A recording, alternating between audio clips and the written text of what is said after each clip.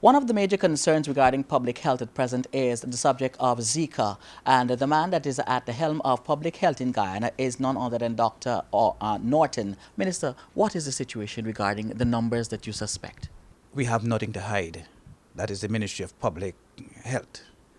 We will let the public know. I was the first person who in Parliament stood up and said we had one case of Zika in Guyana. That was on, and it was diagnosed on the 11th of January. I say this to you because I have been approached before in a manner that made me a little uncomfortable by a reporter who was saying to me that he knows the name of a patient who had a positive result, he knows where she lives, but he couldn't remember, and he wanted me to confirm. I am in constant contact with the two persons who will know whether or not we have a positive result. That is the head of the Vector Control Unit, Dr. Cox, and my Chief Medical Officer, Dr. Shamdeo Prasad. We were in a meeting less than 50 minutes ago. None of them approached me, and they are the persons who would provide me with the information and said anything to me. So as far as the Ministry of Public Health is concerned, there is nothing of that nature of 19 cases, even suspected. How many people do you have as suspected cases?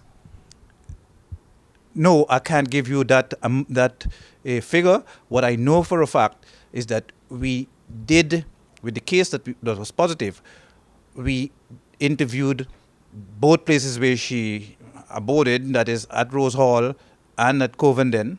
Now, the other part is you are fogging, but some people are of the concern that the fog that you're using, the chemical that you're using for the fog, is something that can cause them to become sick. Could you clarify? I must let you know that medicine can cause someone to become sick. And I would not doubt that the material or the chemical that we're using to fog in can make someone sick. It's a fog or smoke, and it can trigger off allergic reaction. We haven't heard of that so far. It is not a fragrance. It's not a cologne. It's a pesticide. So one should expect its odor to be somewhat offensive. But I can assure the public that the Ministry of Public Health is quite aware that there were insecticides or pesticides that were used before that was dangerous to the health, not this one that we're using now. I'm Mondale Smith reporting from inside the office of the Public Health Ministry, Minister, matter of fact, for the HGP Nightly News.